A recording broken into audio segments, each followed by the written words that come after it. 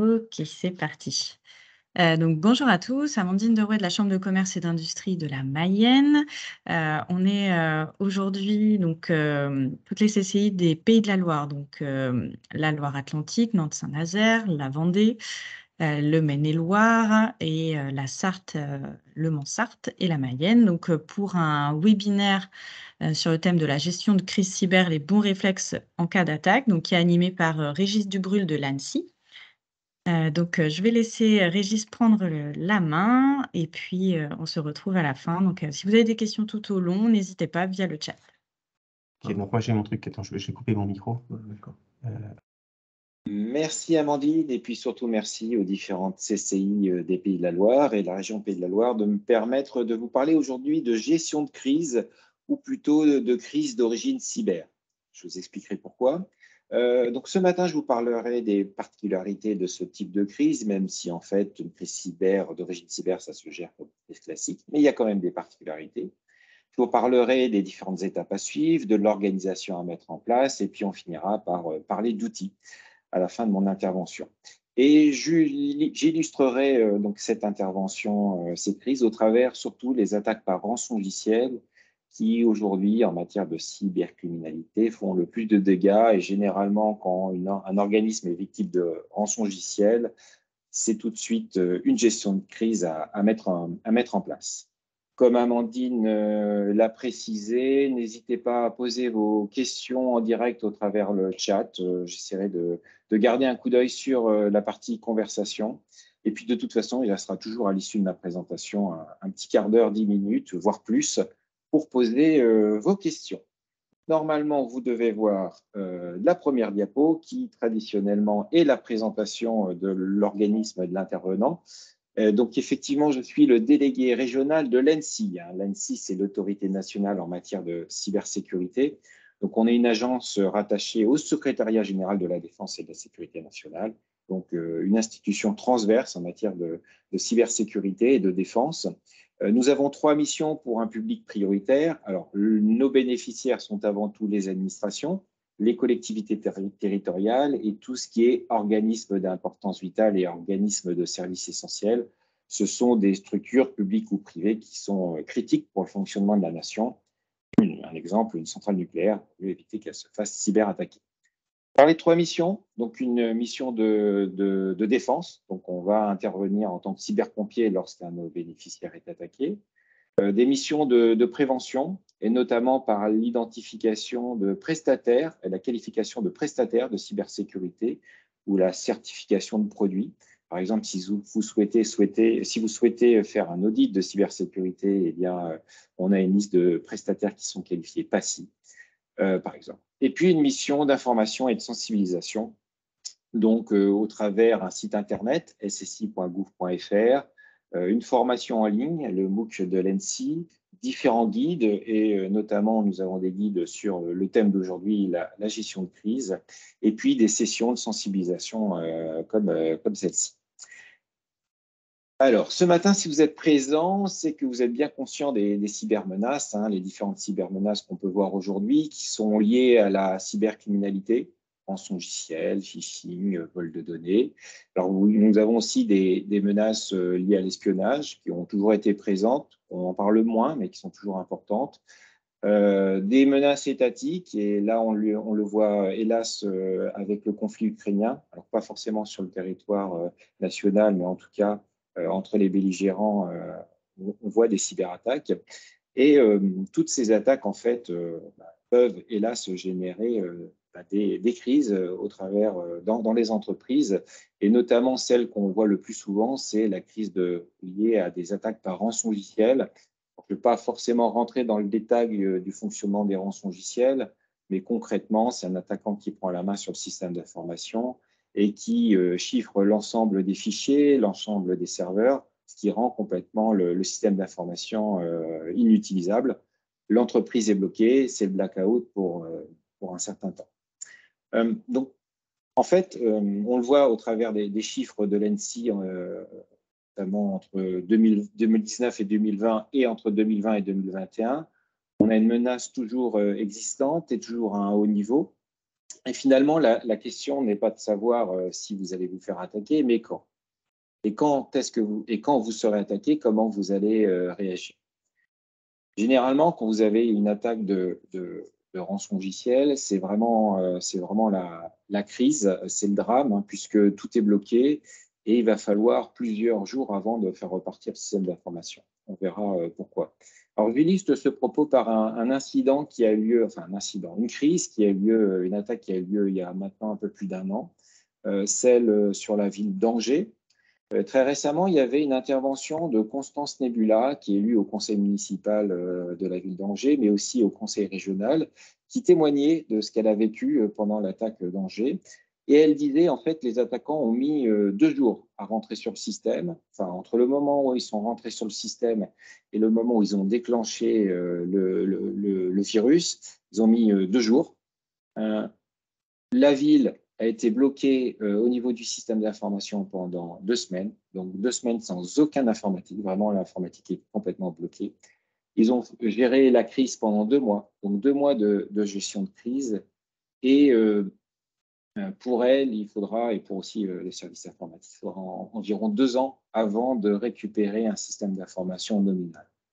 Vous voyez bien la caractéristique, une des caractéristiques de ce type de crise, ça commence comme un sprint. En fait, tout est bloqué, c'est la panique. Enfin, c'est pas la panique, c'est le drame plutôt pour l'entreprise ou pour l'organisme. Et puis, ça va durer assez longtemps. Les spécificités au niveau d'une crise cyber, la première, et c'est vraiment le message, hein, mon premier message aujourd'hui, ce matin, ce n'est pas un problème purement technique. Alors souvent, lorsqu'un organisme est victime, par exemple, de ce type d'attaque, ils se disent, bon, ils ont une DSI, ils ont des informaticiens qui sont plutôt bons, c'est un problème technique, et ils vont mettre 48 heures à régler le problème. On reviendra sur ces 48 heures sur le délai, mais en fait, c'est loin d'être le cas la plupart du temps. Et puis, ce qu'il faut prendre en compte, c'est souvent, ça n'est pas qu'un problème technique. Il y a beaucoup d'autres sujets à traiter, notamment des sujets éthiques, il faut payer ou non la rançon.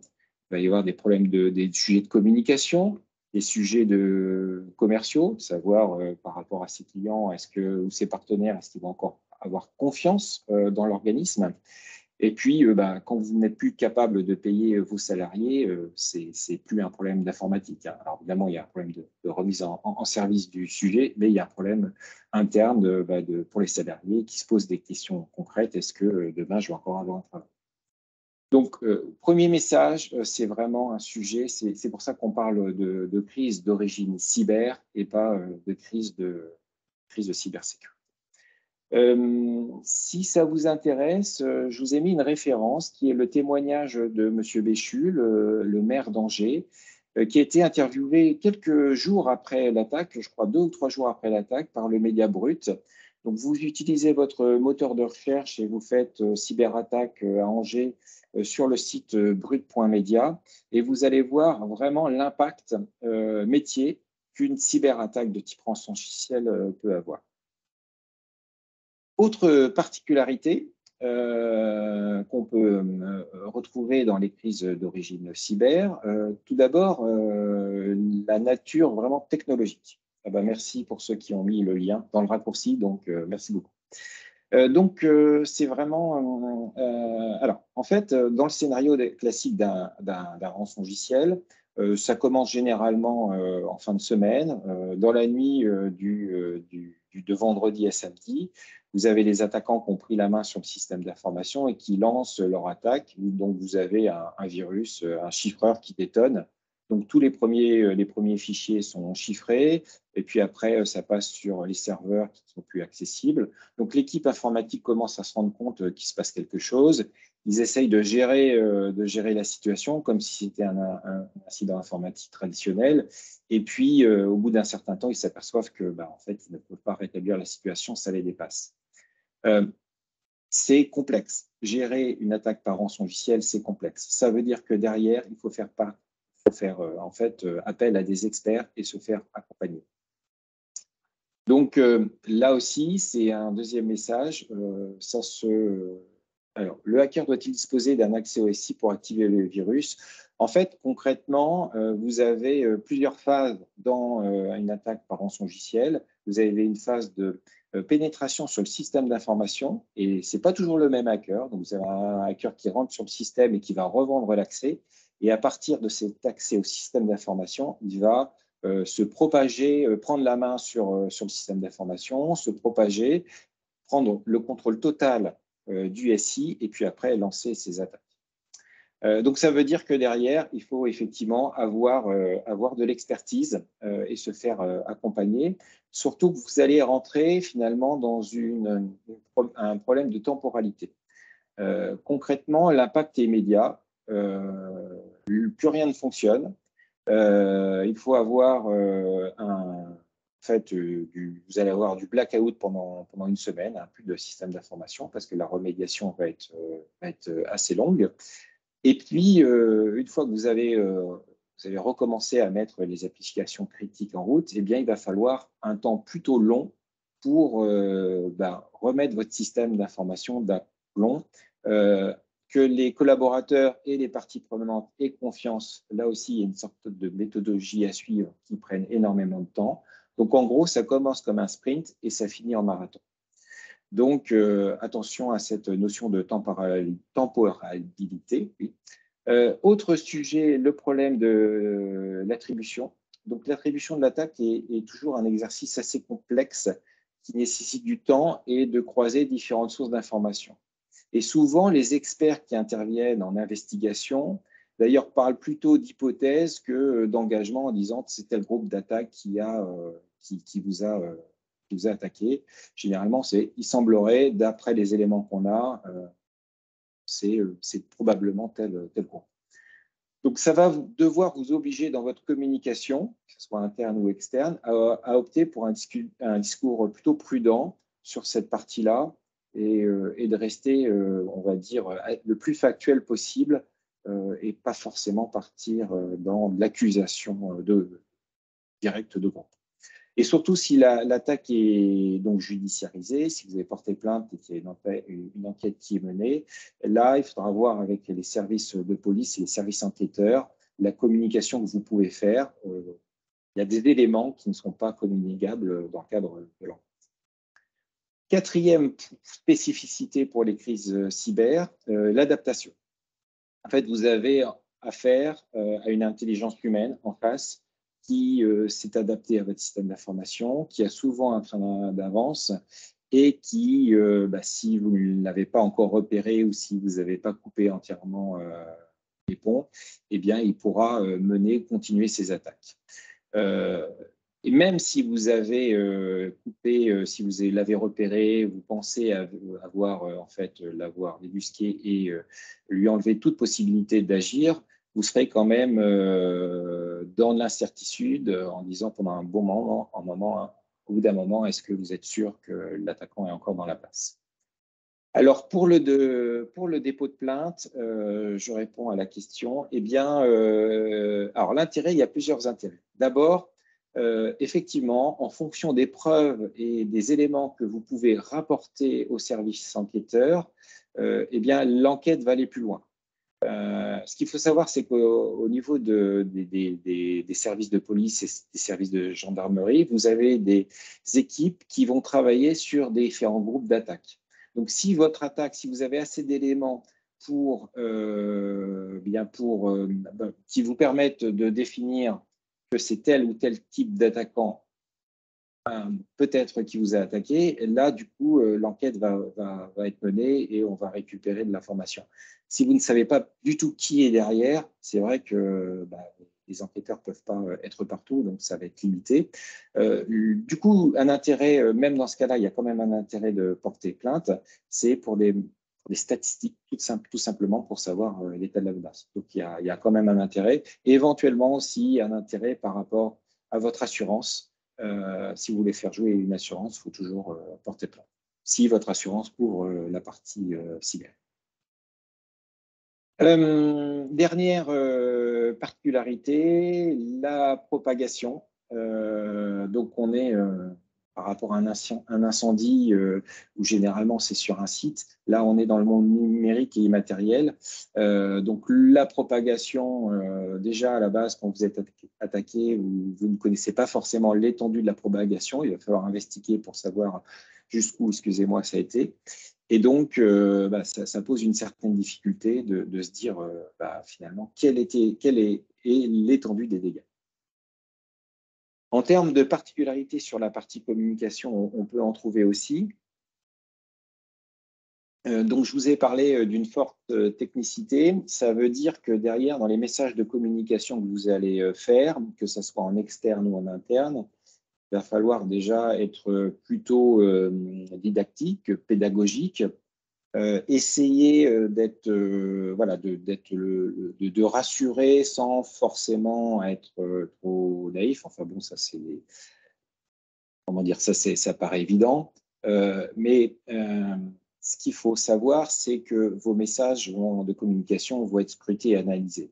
Déjà, il y a un fort engouement sur le sujet, puisque c'est un sujet qui intéresse beaucoup de gens. C'est vraiment un sujet d'actualité avec une forte viralité. Mais ce qu'il faut savoir aussi, c'est que vous avez un effet de communauté. Vous avez aujourd'hui des journalistes, des influenceurs, des spécialistes qui, finalement, scannent les sites dans le dark web des attaquants et sont à la recherche de victimes françaises pour derrière faire une analyse communiquée au travers des réseaux sociaux. Donc, si vous commencez à raconter un peu n'importe quoi, en fait, ça va vite se savoir. Surtout que ces spécialistes, journalistes ou influenceurs, ont une influence assez importante sur la communauté cyber. Et donc, ça peut aller très vite, ça peut se tourner très vite en bad buzz. Donc, il faut plutôt être transparent. Alors, évidemment, si l'enquête si votre attaque est judiciarisée, là, il faut voir avec les services impliqués ce que vous pouvez communiquer. Mais il faut plutôt être transparent et plutôt dans une démarche pour rassurer vos interlocuteurs et vos parties prenantes.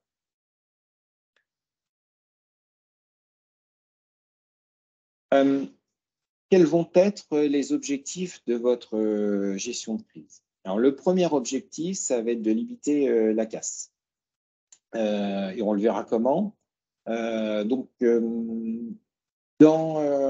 Pour limiter la casse, une des méthodes les plus efficaces, c'est d'avoir anticipé les différents scénarios possibles, les plus probables, et d'avoir préparé finalement ces gestions de crise. Donc, c'est aussi un message important, et j'espère qu'à la fin de cette conférence, vous mettrez dans vos plans d'action ce sujet-là, c'est-à-dire avoir une checklist de mesures à mettre en place par rapport aux scénarios les plus probables de crise qui peuvent vous arriver. Les crises, c'est les rançongiciels, c'est une fuite de données, c'est une attaque par déni de service. Donc, on le verra aussi un peu plus tard. Donc, à quel moment on bascule d'un incident majeur à une crise. Mais en tout cas, un des moyens pour limiter les impacts, c'est d'être le plus près possible et d'avoir anticipé les premières mesures à mettre en place au début d'une crise. Deuxième objectif, assurer la reprise des activités critiques dans un délai acceptable. Alors, déjà, il faut avoir identifié les activités critiques. Et ça, c'est lorsqu'on le voit lors des gestions de crise, quand on commence à parler de redémarrage, vous avez l'ensemble des métiers, l'ensemble des responsables qui se considèrent comme prioritaires et qui veulent bénéficier de toute l'expertise disponible en premier. C'est un peu la foire d'empoigne, ça met beaucoup de pression à savoir qui va redémarrer le premier. Si vous avez fait le travail auparavant d'avoir figé une liste de priorités, qui a été validé par la direction, ou si c'est en cours de crise, validé par la cellule décisionnelle, au moins ça vous permettra à vos interlocuteurs, et ça permettra à la DSI de se dire voilà ce qui a été priorisé et dans quel ordre on va commencer. Après, il y a la notion de délai acceptable. Elle est beaucoup plus complexe à définir. Et surtout, comme je vous l'ai introduit au départ, en fait, ça ne va pas se faire tout de suite. Ça va prendre du temps. On va avoir une étape d'investigation qui ne peut pas être vraiment raccourcie, qui est vraiment essentielle. Et généralement, il faut accepter de perdre du temps à court terme pour en gagner à long terme. Donc, une des méthodes pour bien accepter ces délais acceptables, c'est essentiellement de communiquer et bien d'expliquer ce qui se passe et de rendre compte de l'avancement des actions qui vont être mises en place et de l'avancement de ces actions. Et enfin, dernier objectif qui est de maintenir la confiance. Alors, vous avez déjà la confiance en interne. Il va falloir rassurer, expliquer la situation. On parlera un peu plus tard aussi de communication interne. Et puis la confiance envers les partenaires, les sous-traitants, voire les clients, si vous êtes une structure qui est en B2C. Mais ça va être important justement, avec vos partenaires et vos sous-traitants, surtout si vous avez des interfaces, donc des liaisons informatiques, de faire au travers des points de situation, des points sur lesquels vous allez dire qu'est-ce que vous savez, qu'est-ce qui a été fait et qu'est-ce qui va être fait. L'important, justement, c'est de maintenir ce lien, voire échanger sur des informations, des éléments d'attaque, par exemple, qui peuvent être communiqués pour être le plus transparent possible. Alors, rentrons dans le détail des étapes de la gestion d'une crise d'origine cyber. Alors, vous voyez, on a 4 grandes étapes.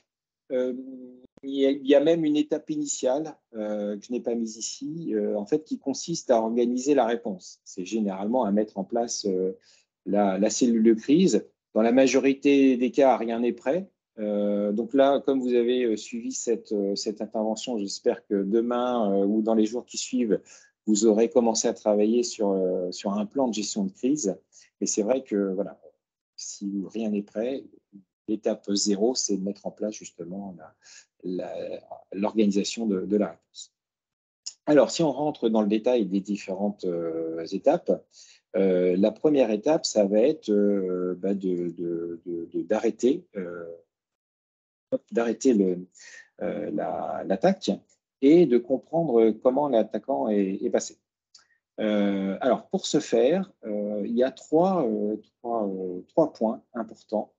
Le premier point, c'est de trouver le point d'entrée, donc de savoir comment l'attaquant est rentré sur le système d'information et par où il est passé, quel cheminement, le chemin d'attaque qu'il a utilisé. Là, l'objectif, c'est en fait d'y remédier afin d'éviter que dans 15 jours ou une semaine plus tard, l'attaquant utilise de nouveau ce vecteur de compromission ou d'ailleurs un autre attaquant. Donc ça, c'est le premier point, trouver le point d'entrée. Deuxième point, trouver les marqueurs de l'attaquant. Alors, c'est finalement des traces, c'est finalement des logs, des éléments qui permettent en fait d'identifier l'attaquant, de savoir quelles vont être ses actions. Et l'idée, c'est lorsque vous allez en fait passer sur l'ensemble de votre parc informatique, de trouver ces traces-là pour savoir finalement l'étendue de la compromission, savoir quelles sont les machines qui sont compromises et celles qui sont saines. Et enfin, le troisième point, c'est de trouver la date de compromission, ce qui va vous permettre de faire le tri entre les sauvegardes qui sont saines et celles potentiellement compromises. Si finalement vous n'avez pas la date de compromission, eh bien, il va falloir considérer que tous vos backups sont compromis. Et donc, ça veut dire que derrière, si vous voulez les utiliser, il va falloir mettre en place des mesures de contrôle, et notamment avec les traces que vous avez trouvées, les marqueurs des attaquants. Alors, cette étape d'investigation, elle peut durer un certain temps, ça peut durer 48 heures, voire plus, et pendant cette période-là, finalement, on ne fait pas grand-chose. Alors pourquoi ? Parce que, en fait, ces informations-là, elles sont essentielles pour redémarrer au plus vite et pour passer aux phases suivantes, que sont le plan de durcissement et la remédiation, c'est-à-dire le plan de durcissement et la remédiation, ça va être de repartir depuis une bulle de confiance. L'idée, dans la plupart des cas, pas systématiquement, dans la plupart des cas, si on veut vraiment avoir confiance dans son système d'information, c'est de repartir d'un annuaire informatique pratiquement neuf, de machines neuves ou qui ont été reconstruites sur des bases saines, et de recommencer à brancher les applications les plus critiques, celles que vous avez identifiées auparavant. Mais vous doutez bien qu'on ne peut faire ça que si on est vraiment sûr que l'attaquant n'est pas encore présent sur ce système d'information tout neuf. Dans certains cas, des organismes vont quand même repartir du système d'information existant. Voilà. Alors, ça permet de gagner du temps, c'est clair. Vous ne construisez pas quelque chose à neuf.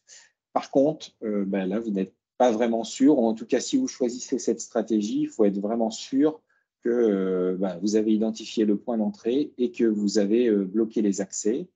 Et notamment aussi que vous avez mis en place, durant la troisième phase de reconstruction et de rétablissement des services, vous avez mis en place des systèmes de surveillance qui vont pouvoir vous alerter quand il y a quelque chose de bizarre qui se met en place. On le voit concrètement d'ailleurs dans tous les cas, pas dans tous les cas, mais la plupart des cas d'attaque par rançongiciel. Les entreprises mettent en place ce qu'on appelle des EDR, c'est les nouvelles générations d'antivirus, qui vont, au lieu de regarder la signature des fichiers comme un antivirus classique, ils vont plutôt regarder le comportement de la machine, et dès qu'il y a un comportement un peu particulier, ils vont alerter un service, ou en tout cas les personnes qui sont dédiées à la supervision. Au passage, ça veut dire que derrière l'outil, il faut aussi de l'expertise et des personnes dédiées à faire cette surveillance. Il ne faut pas négliger ce nombre-là. Dans la partie reconstruction et rétablissement des services, ça peut être très très long. Donc c'est là où il va falloir beaucoup communiquer avec les métiers et les partenaires et les clients pour leur expliquer pourquoi c'est long, et les tenir au courant pour faire baisser la tension.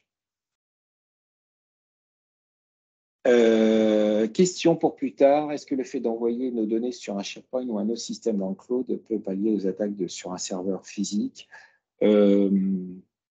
Pas forcément, pas forcément. Effectivement, on en reparlera effectivement à la fin, mais c'est pas forcément. Il y a d'autres problématiques qui peuvent se poser par rapport à l'utilisation de cloud. Et n'hésitez pas, je vois que ça réagit aussi. Il y a des gens qui n'hésitez pas à réagir. Alors, par rapport aux étapes, quels vont être les grands enjeux par rapport à une bonne gestion de crise? Alors, le premier enjeu, c'est de décider dans l'incertitude. Et souvent, d'ailleurs, vous allez devoir choisir entre deux mauvaises décisions parce que vous n'avez pas beaucoup plus d'informations. Ça, ce n'est pas forcément évident, et c'est bien normal. Et toutes les victimes de rançongiciel ou d'attaques cyber sont dans le même cas de figure. Donc, c'est normal et c'est compliqué de prendre les bonnes décisions. Surtout que vous allez avoir, hélas, ce qu'on appelle des biais cognitifs. Alors, c'est quoi un biais cognitif? C'est des mécanismes de pensée qui provoquent en fait une altération du raisonnement et du jugement. Donc, en gros, vous pensez que la façon logique, c'est de faire ça, mais ce n'est pas forcément vrai. Je vais prendre un exemple qu'on appelle la normalisation du danger. Vous avez un système d'alarme qui finalement s'active trop régulièrement, donc, et c'est fait des faux positifs. Donc, vous allez désactiver le système d'alarme, vous normalisez le danger. Manque de peau, eh bien, c'est ce qui s'est passé pour le Costa Concordia. Ils ont désactivé le sonar de profondeur et voilà, on sait ce qui est arrivé. Autre biais de confirmation, c'est par exemple, vous avez un type d'attaque qui est très à la mode, où on entend dans la presse que les attaquants passent par différents protocoles. Eh bien, vous êtes victime d'une attaque, vous allez vous dire, ah bah tiens, forcément, c'est ce type d'attaque. Et donc, vous n'allez pas forcément passer en revue l'ensemble des différents éléments et indicateurs qui feront penser en fait que c'est un autre type d'attaque. Donc voilà, première problématique, premier enjeu, c'est être en mode dégradé un peu dans l'inconnu. Autre enjeu, c'est, j'en ai parlé tout à l'heure, c'est effectivement aller au-delà de l'IT, donc mettre en place une coordination sectorielle multisectorielle au travers l'organisation des cellules de crise, et on en parlera dans les slides suivantes. Une bonne distribution des rôles, savoir qui fait quoi, et énormément communiquer entre les différentes cellules, se passer l'information, c'est vraiment essentiel. Troisième enjeu, gérer les ressources. On le voit dans les premières actions des dirigeants qui sont victimes de cyberattaques, il y a une forte pression pour repartir le plus rapidement. Donc les gens sont, et on pense d'ailleurs que dans les 48 heures, ça va être réglé. Donc les gens travaillent très fortement, ils font 96 heures en 4 jours, et très rapidement, ils s'épuisent. C'est un marathon. Une cybercrise, c'est un marathon. Donc il va falloir faire attention aux ressources et faire dormir, par exemple, les gens. Souvent, voilà, c'est ça. Dormir que 2 heures par nuit, ça amène à faire des bêtises. Autre problématique, c'est les sources de tension. Là, en fait, vous avez une problématique, souvent, c'est que les attentes des uns et des autres sont vraiment décorrélées par rapport à la réalité. Et donc, chacun a des attentes qui sont souvent excessives par rapport à la situation. Donc, il faut se mettre d'accord sur ce qui est possible de faire et valider finalement les attentes qui sont atteignables. En fait, ça, c'est important qu'on se mette d'accord sur voilà ce qu'on peut faire, voilà ce qui est faisable, et communiquer et informer régulièrement sur ces étapes-là. Et dernier enjeu, c'est finalement monter le niveau de sécurité. Souvent, la crise permet de faire des progrès. Et donc là, pour la direction informatique et pour le RSSI, ça va être l'occasion de mettre en place finalement des règles qui sont les règles de l'art d'aujourd'hui, qui n'étaient pas forcément appliquées par habitude. Et donc, ça va être le moment, c'est peut-être pas idéal, mais en tout cas un moment pour mettre en place de nouvelles postures de sécurité.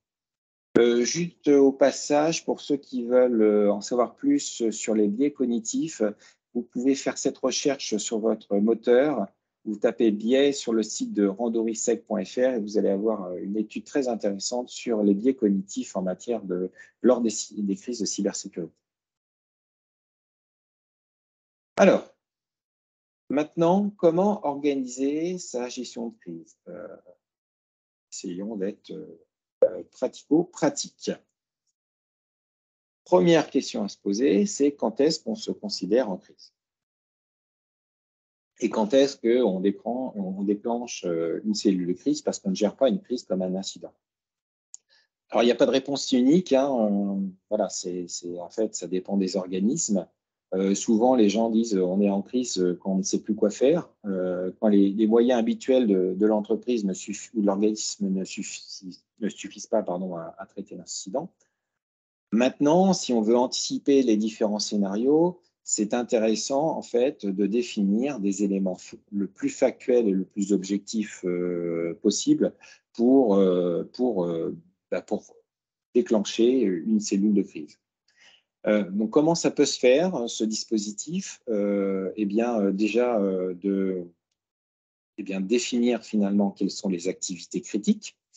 Et à partir de ces applications critiques, de définir les scénarios qui pourraient engendrer un arrêt de ces applications et de bloquer complètement l'entreprise.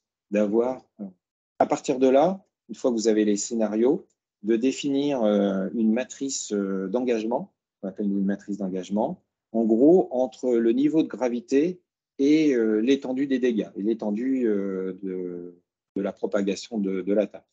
En gros, si vous avez un antivirus qui détecte un virus sur un incident, tout ça, c'est plutôt un incident mineur ou une anomalie. Et puis, par contre, vous avez plusieurs machines qui ne répondent plus et qui bloquent complètement. Donc là, on est dans l'autre cas extrême. sur lequel vous voyez un fichier de rançon, de demande de rançon sur le serveur. Donc là, c'est clairement un rançon logiciel et vous devez vous mettre en gestion de crise. Donc, dans les plans de gestion de crise, c'est plutôt pas mal de définir justement les éléments qui vont vous permettre de déclencher ou non la cellule de crise et de la communiquer donc aux personnes qui seront, par exemple, en charge de surveiller votre système d'information et qui seront en capacité de déclencher les cellules de crise. Parce qu'effectivement, l'idéal, je dis bien l'idéal, c'est vrai que ça peut s'adapter, ce n'est pas forcément un scénario qui peut s'adapter, une organisation qui peut s'adapter partout, mais l'idéal, c'est d'organiser, en fait, de vous organiser avec 2 cellules de crise. Une cellule de crise décisionnelle, donc c'est là où généralement on retrouve le COMEX, donc la direction métier, la partie communication. On va retrouver aussi, par exemple, un représentant de l'IT, de l'informatique.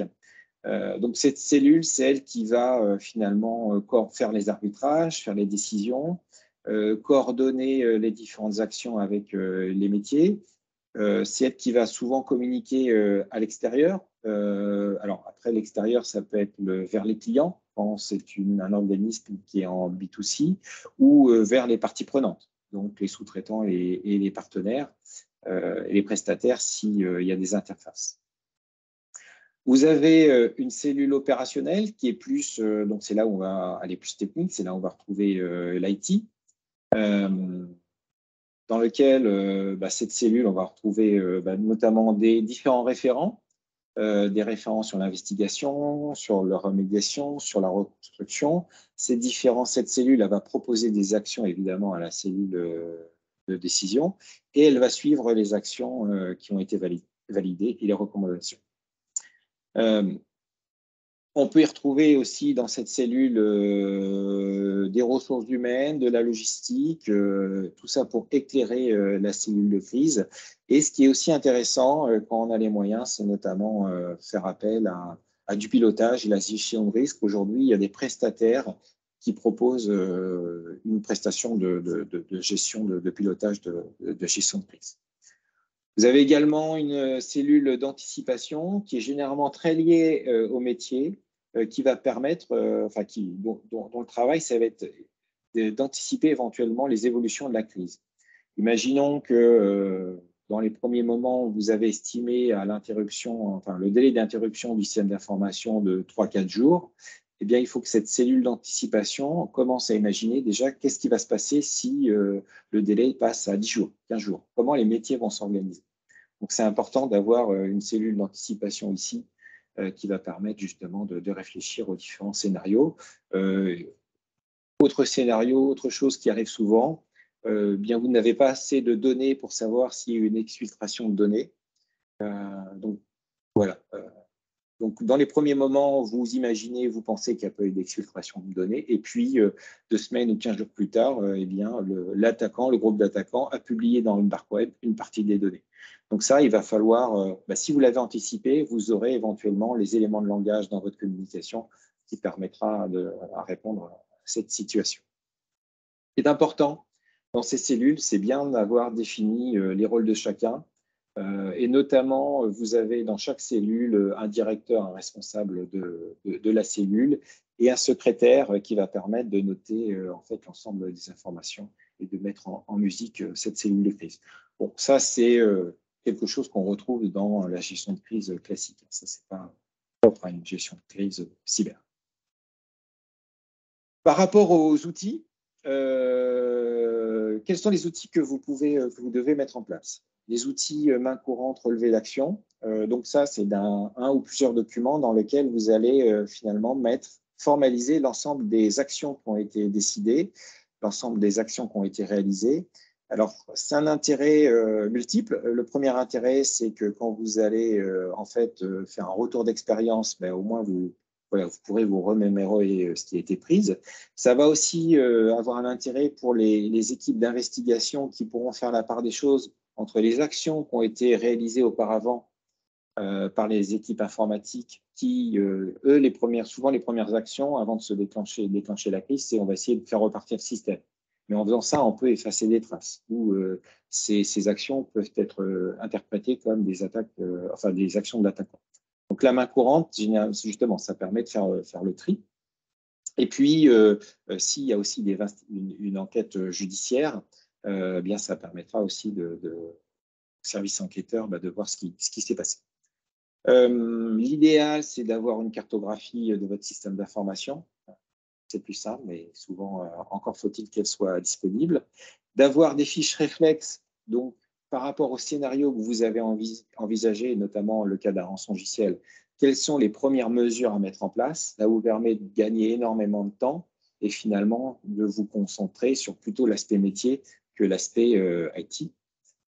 Avoir un annuaire des parties prenantes, donc savoir qui contacter, par exemple, si vous avez une cyberassurance, avoir tout simplement le contact de la cyberassurance, de savoir si vous allez porter plainte, qui va porter plainte et auprès de qui vous allez porter plainte.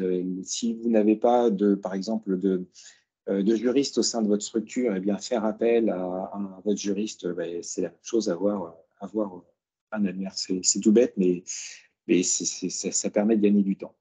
Les outils de communication. Alors là aussi, c'est important. L'idéal, c'est de les avoir prévus avant. Et il faut imaginer que votre système d'information est complètement HS. Donc, il va falloir trouver des outils de communication annexes. Soit vous les avez anticipés avant, ce qui vous permet d'utiliser ces outils dans de bonnes conditions, notamment des conditions de sécurité, des conditions aussi contractuelles. Soit vous vous y prenez au dernier moment. Et là, en fait, on peut avoir des comportements, des initiatives, on va dire, à droite, à gauche, qui après sont plutôt compliquées à gérer, ou en tout cas qui rajoutent de la surcharge dans votre gestion de crise. Je pense notamment à tout ce qui est messagerie. Il n'est pas rare, lorsque finalement la messagerie est à plat, vous avez le groupe, la cellule de crise qui met en place un Gmail ou autre outil de messagerie.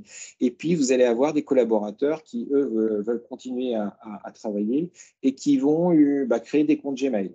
Et là, vous allez finalement plus maîtriser du tout, en fait, les outils de communication qui vont être, en fait, utilisés à l'initiative de collaborateurs. Donc, si vous les avez prévus à l'avance, vous pouvez, dans votre communication interne, expliquer quels sont les outils qui peuvent être utilisés et dans quel cadre. Et puis, une cellule de crise, une salle de crise, c'est toujours important d'avoir 1 à 2 salles de crise dans lesquelles les équipes peuvent travailler ensemble et surtout communiquer. Ce qu'il ne faut pas oublier, c'est qu'il faut penser à la résilience de tout ça, c'est-à-dire est-ce que vous pouvez mettre en place tout ça si vous n'avez plus d'informatique? Donc, ça nécessite éventuellement d'avoir les procédures imprimées sur du papier ou sur des supports numériques qui sont complètement déconnectés de votre système d'information, qui vous permettra de pouvoir y accéder, même si vous n'avez plus de système d'information d'entreprise. Je parlais de fiches réflexes. On va rentrer dans le détail et puis j'aurais presque terminé. Dans les fiches réflexes, voilà, l'idée, c'est de scénariser les premières actions que vous allez mettre en place. Alors là, je vous ai pris un exemple, c'est l'attaque par rançongiciel. Finalement, quelles sont les premières bonnes actions à mettre en place? La première, c'est isoler les équipements infectés du réseau pour éviter la propagation. C'est isoler, pas forcément les éteindre. Donc, concrètement, c'est enlever les prises réseau, déconnecter du Wi-Fi ou isoler les serveurs. Mais les éteindre, en fait, c'est peut-être effacer des traces pour le service enquêteur qui ne pourra pas, donc d'investigation, qui ne pourra pas savoir par où sont passés les attaquants et donc trouver la source de la compromission. Couper les accès Internet, ça aussi c'est important, ça permet aux attaquants de ne plus avoir accès au système d'information. Quand vous allez rebrancher Internet, évidemment, il faut être sûr et certain que les attaquants ne sont pas encore dans la place. Déconnecter les supports de sauvegarde s'ils n'ont pas encore été détruits. D'ailleurs, l'idéal, c'est d'avoir des supports de sauvegarde hors connexion. Comme ça, au moins, ils sont sûrs d'être protégés. Contactez votre cyberassurance. Alors, c'est de plus en plus compliqué d'avoir une cyberassurance. parce qu'ils perdent beaucoup d'argent. Voilà, c'est un domaine très compliqué. Donc, si vous ne pouvez pas avoir une cyberassurance, au moins identifiez un prestataire de réponse à incident. Voilà, aujourd'hui, il y a des prestataires si vous contractualisez avec eux, ils interviennent pendant un nombre de jours limité, mais ils interviennent en 2 heures, 4 heures ou 24 heures selon le niveau de contrat. Et puis au pire, vous pouvez toujours aussi aller vers cybermalveillance.gouv.fr, qui est un site qui vous permet d'être mis en relation avec des prestataires qui peuvent vous accompagner. Ouvrir la cellule de crise, donc ça veut dire l'avoir déjà identifié, organisé, mener les investigations, conserver les preuves et puis déposer plainte. Alors l'ANSSI, oui, effectivement, on peut être averti. Alors d'abord, si vous êtes un bénéficiaire de l'ANSSI, comme je l'ai dit en introduction, évidemment, c'est important.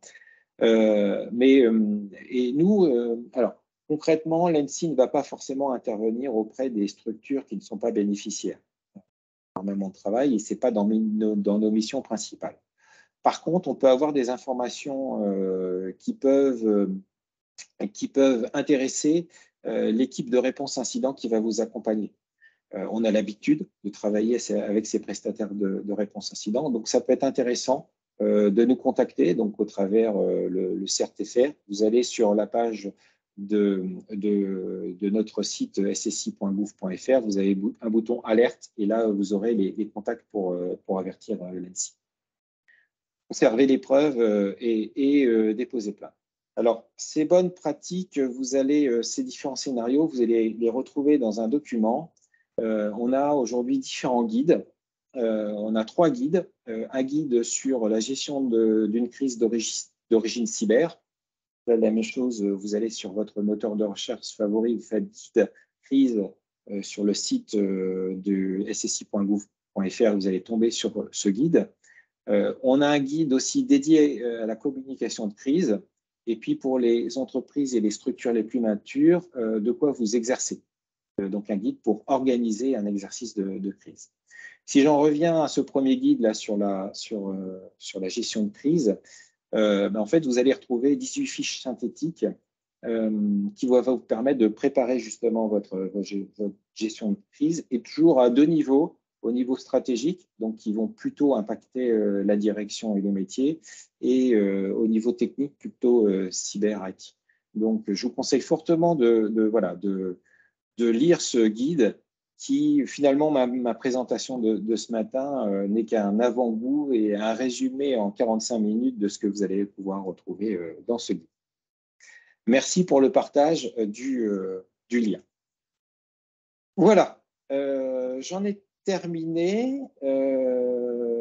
Alors, je suis tout oui. Je ne sais pas si vous avez des questions. Je vous écoute.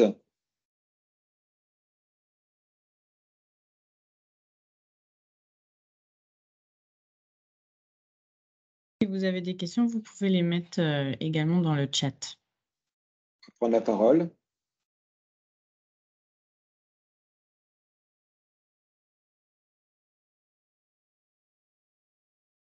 Pas de questions. Alors, Régis, il y a une question. Peut-on revenir sur le SharePoint sécurisé ou pas? Alors, il y a plein de choses à dire sur les outils qu'on peut retrouver dans le cloud. Ils peuvent être sécurisés comme pas assez. Ça dépend effectivement du niveau de risque et du niveau de sensibilité de l'information que vous allez retrouver dedans.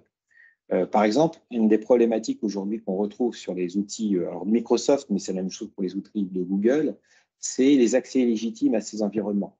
Donc, si vous avez un environnement, par exemple, qui n'est pas protégé par un logon, un mot de passe et un deuxième facteur d'authentification, eh bien, vos données, elles peuvent être finalement piratées. Alors, je dirais pas facilement, mais il suffit qu'un de vos collaborateurs se fasse avoir par un phishing, donc communique sans s'en apercevoir ses identifiants à un attaquant, et toutes les données que vous allez avoir sur SharePoint ou sur l'environnement Office 365 ou Google d'ailleurs, n'importe, elles vont être exfiltrées.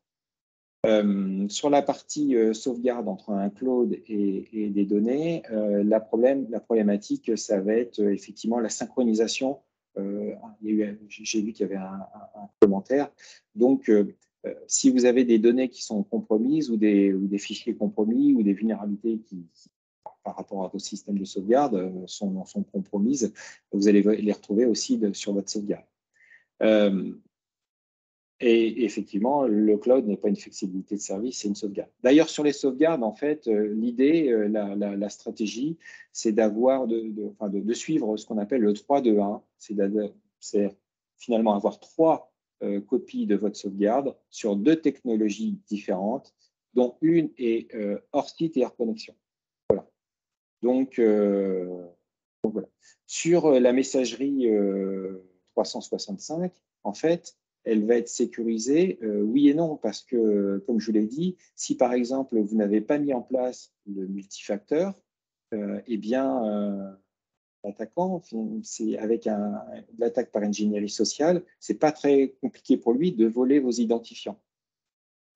Donc derrière, peut-être que vous avez un niveau de service qui permet d'avoir une disponibilité forte, mais vous n'êtes pas sûr de l'intégrité, ou vous n'êtes pas sûr aussi de l'exfiltration des données. Après, il faut regarder aussi les niveaux de service proposés par les hébergeurs ou les fournisseurs de mode SaaS. Ce n'est pas dit que votre environnement il soit sauvegardé. Ça arrive d'avoir des messageries dans le cloud, des boîtes aux lettres qui disparaissent. Voilà, problème technique. Et là, moi, j'ai eu des cas de figure où finalement l'entreprise s'est tournée vers Microsoft en disant, voilà, la boîte mail de tel collaborateur a disparu. Est-ce que vous pouvez faire quelque chose? Ils vont répondre non. Et effectivement, quand on regarde les conventions de service qui ont été signées ou qui ont été validées, on n'a pas ce niveau de service.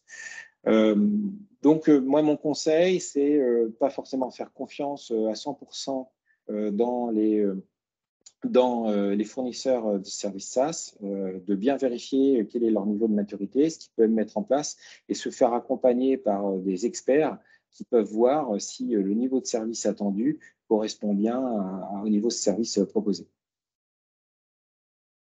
Alors, il y a d'autres questions dans le chat. Également une demande sur des retours d'expérience, alors éventuellement une ou 2 entreprises anonymes, une TPE et une plus grande entreprise. Moi, je peux parler d'un cas sans le nommer. Cas d'une entreprise, une PME, une belle PME, 600 personnes dans la Sarthe, je n'irai pas plus loin, qui était victime d'un rançongiciel en début janvier 2021. Alors, c'est une entreprise dont j'ai eu le directeur, il pensait que son informatique était bien gérée. Bon, il savait que ce risque pouvait arriver, et c'est arrivé. En plus, c'est mal tombé parce que c'était au début de la pandémie. Donc, leur rançongiciel a tout bloqué. Alors, ils avaient 3 usines, une en France, une aux États-Unis et une en Chine. La première, le premier site est reparti une semaine plus tard, une semaine à 15 jours plus tard. Donc, déjà, l'impact était assez important. Heureusement pour eux, ils avaient une gestion ils n'étaient pas au niveau des stocks en flux tendu. Donc, ils avaient des stocks. L'impact client a été sur la partie France pas si fort que ça. Mais en ligne, ils ont mis 7 semaines à reprendre parce qu'en plus, ils ont eu le Covid en même temps. Au final, de mémoire, l'impact financier a été chiffré à 1 million d'euros pour une PME qui fait de mémoire autour de 500 millions. Donc, c'est quand même pas neutre. Heureusement, ils avaient une cyberassurance et heureusement, ils étaient accompagnés par des experts qui ont pu remettre en place le système d'information. Donc, ce type d'attaque est vraiment très rapidement en crise et ça touche vraiment au fond. C'est vraiment une crise. Une catastrophe, je cherchais le terme.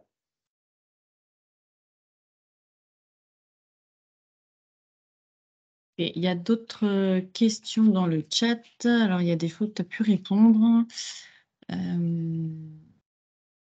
Je Alors, la regarde aussi. dernière, quels sont les points clés à privilégier lors du choix de la cyberassurance? Il y avait Oui. une question sur l'ERP aussi. Et je vois une question sur les problématiques de mouvements latéraux, les postes utilisateurs. Alors, oui. Alors, sur la cyberassurance, c'est de plus en plus compliqué pour obtenir une cyberassurance, puisque beaucoup de cyberassurances qui boivent le bouillon sur ce type de contrat. Il y a finalement trop d'attaques. Donc, ils vont vous demander des exigences aujourd'hui, la plupart du temps.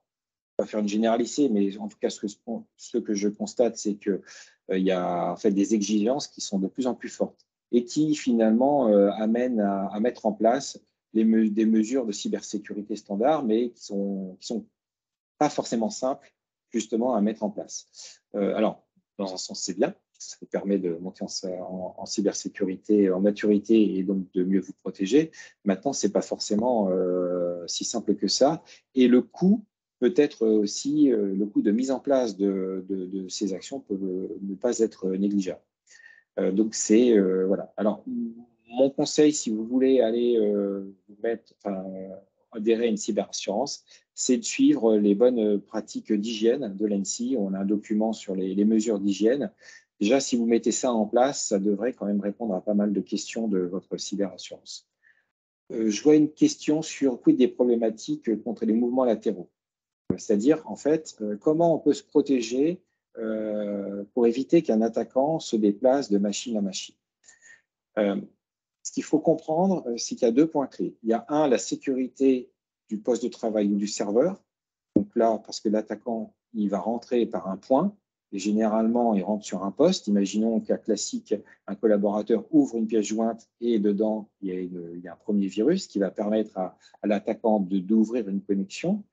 Donc déjà, si l'utilisateur il est admin de son poste, bon, bah, ça facilite le travail de l'attaquant. Et si en plus le poste n'est pas mis à jour, si le Windows n'est pas mis à jour ou ses applications ne sont pas mises à jour, eh bien là, c'est bingo. Très facilement, l'attaquant va prendre la main et va devenir admin de ce poste. Après, quelle est la suite la suite pour l'attaquant? Il va essayer de prendre le contrôle de l'annuaire, ce qu'on appelle la plupart du temps l'Active Directory, qui est le système d'annuaire qui permet, de Microsoft, qui permet aux ordinateurs de discuter, de s'authentifier et discuter entre eux. Donc aussi, ça, c'est une pierre angulaire du système d'information à protéger, à sécuriser. Moi, je vous conseille de demander à des experts d'auditer votre Active Directory, parce que si, et la plupart du temps, il y a des de vulnérabilité conséquents sur cet environnement. Donc, si l'attaquant prend la main sur l'Active Directory et devient admin de réseau, là, il peut faire tout ce qu'il veut. Donc, conseil, bien sécuriser votre Active Directory. Et troisième conseil, avoir des pratiques d'administration qui sont au goût du jour, j'allais dire. C'est-à-dire, finalement, vous devez avoir des comptes d'utilisateurs pour faire des actions d'utilisateurs, vous devez avoir des comptes d'admin pour faire des actions d'admin, voire même sur les environnements les plus sensibles, avoir des postes dédiés à l'administration. Et ces postes-là ne peuvent pas faire des actions d'utilisateurs. On voit trop souvent, en fait, des administrateurs utiliser une machine utiliser leur compte d'administrateur pour faire des actions bureautiques d'utilisateurs. Et si l'attaquant récupère la main sur un compte administrateur, ça lui facilite le travail.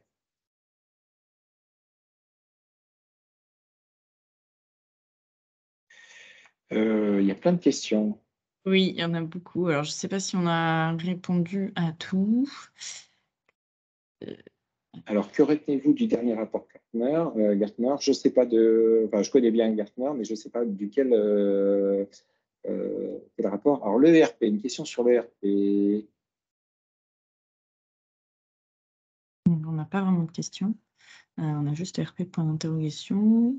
Alors, nous accédons à notre ERP qui contient la liste des noms en mode ASP, c'est-à-dire à distance. Vous entendez quoi par ASP? Ah oui, en mode accès à distance, je vois. Alors, c'est les protocoles d'échange, déjà, dans quel protocole d'échange, les protocoles d'échange qui sont utilisés pour accéder effectivement à votre environnement à distance. Déjà, il y a ça à regarder. Et notamment, c'est votre... alors, il faut savoir aussi qui gère votre ERP. Est-ce que c'est vous qui gérez l'environnement? Est-ce que vous avez cet environnement de ERP installé sur vos machines et c'est un prestataire externe qui va faire son exploitation, ou si vous êtes directement en mode SaaS? Si par exemple c'est dans la deuxième catégorie, c'est-à-dire que l'ERP est hébergé chez vous, mais c'est un partenaire qui va l'administrer, qui va l'exploiter, bien là, il faut s'attacher à regarder dans quelles conditions votre prestataire va pouvoir y avoir accès. On constate de plus en plus nous, ce qu'on appelle des attaques via la chaîne de sous-traitance, la supply chain. Donc en gros, ce sont finalement les sous-traitants, les partenaires qui sont attaqués. Les pirates ne déclenchent pas un rançongiciel, mais vont voler les identifiants de connexion et se connecter sur les systèmes d'information des clients. Et c'est là où il y a plus d'argent à se faire finalement. Donc, il faut augmenter la sécurisation en fait de l'accès de vos partenaires. Et l'ENSI, on a publié un guide très récemment, l'an dernier, sur l'administration sécurisée des systèmes d'information. Et il y a tout un passage sur des conseils, des bonnes pratiques pour sécuriser l'accès de vos partenaires à votre système d'information et donc à votre ERP. Citrix, par exemple, si vous utilisez Citrix, il faut mettre à jour Citrix, concrètement. Donc, ça veut dire, quelquefois, la mise à jour, ça paraît simple, hein, je appuie sur un bouton et c'est mise à jour. Mais le souci, c'est que vous pouvez avoir des effets de bord, surtout si vous avez du développement particulier. Et puis, qui dit effet de bord, ça veut dire qu'il faut le tester, ça veut dire qu'il faut couper aussi souvent la production, donc on ne peut plus accéder au système pendant la mise à jour. Et vous avez une pression des opérationnels qui vont refuser cette coupure parce qu'on ne peut plus travailler. Eh bien, ce refus-là peut générer une coupure beaucoup plus longue et un danger pour l'entreprise. Donc, il faut bien sensibiliser les directions métiers à la nécessité de mettre à jour ces environnements-là. Alors, dernière question, et oui. puis après, je pense que... Oui, c'est vrai qu'on a un peu... comment sécuriser une sauvegarde? Comme je vous l'ai dit, en fait, 3, 2, 1. Donc, vous devez avoir 3 copies de votre sauvegarde avec 2 technologies différentes. Donc, ça peut être une technologie, par exemple, un NAS relié, un NAS, et puis dans le cloud, si c'est bien sécurisé. Et encore, voilà, vous avez deux endroits avec quand je parle dans le cloud, dans des services à distance dédiés à la sécurisation. Et le RJ45, enlever la prise. Ça, c'est le plus simple. Après, vous avez des mécanismes, il y a d'autres plus automatisés, un peu plus complexes à mettre en place, qui va couper de façon virtuelle la liaison, va faire en sorte que le serveur NAS soit isolé et va se réactiver lors de la programmation de la sauvegarde. Bon, c'est plus complexe à mettre en place, mais tout simplement, j'enlève et je rebranche la prise. C'est l'ancienne. Et surtout, ce qui est important, c'est que votre serveur NAS, il va falloir tester les restaurations. C'est-à-dire tous les mois, regardez si vous avez bien retrouvé les fichiers, vos derniers fichiers, et si vous pouvez les récupérer. Ça aussi, c'est du vécu. On a des entreprises qui pensaient avoir mis en place les systèmes de sauvegarde qui allaient bien, et puis au moment de la récupération des données, on s'aperçoit que ça ne marche pas. Et là, c'est le drame. Ok, merci beaucoup. Ouais, de toute façon, moi, je suis. Vous pouvez toujours poser des questions sur mon adresse mail ou sur les réseaux sociaux, sur LinkedIn notamment. Donc, n'hésitez pas à me poser les questions si vous avez une interrogation. Pour information, il y a également 2 événements à venir en Sarthe et en Loire-Atlantique prochainement, donc en mai et en juin, qui sont des événements dédiés à la cybersécurité. Merci à tous en tout cas pour votre présence, vous étiez très nombreux. Merci pour vos questions et puis Régis, surtout merci à toi pour l'animation du webinaire et des bonnes pratiques à avoir pour les entreprises. Avec plaisir. Et bonne journée à tous et à toutes.